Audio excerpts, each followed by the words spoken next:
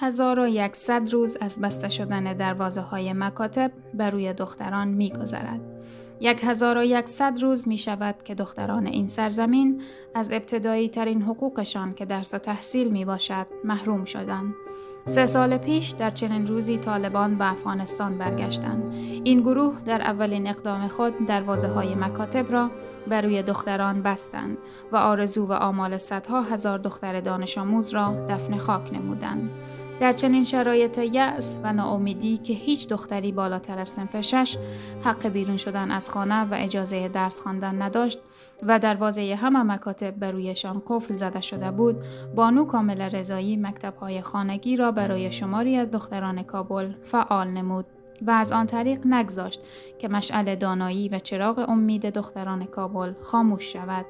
خانم کامله در رابطه با تحصیل دختران هموطنش میگوید: من از طریق ایجاد مکتب‌های خانگی تلاش میکنم که تا دختران از درس و تحصیل خود باز نمانند. من آرزو دارم هر چه زودتر دروازه‌های مکاتب برای دختران باز شده تا آنها از حق درس و تحصیل خود برخوردار شوند. بانو کامله رضایی با کمک خانواده‌اش از طریق بنیاد کامله اسکالرشیپ به صدها تن از دختران دانش آموز زمینه ادامه تعلیم و تربیت را فراهم کرد و برای آنها لوازم درسی، قلم و کتابچه، پنسل و پنسل پاک، کفش و البسه زمستانی توزیع نمود.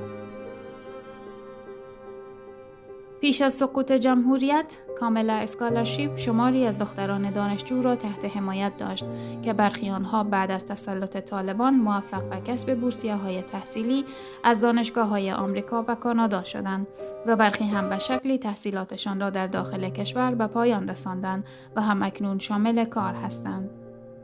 کامله اسکالرشیپ توسط بانو کامله رضایی به منظور کمک به نیازمندان و دختران دانشجو تأسیس شد. این نهاد از بدو تأسیس تا کنون صدها دختر دانش آموز و خانواده بی‌بضاعت را حمایت کرده است.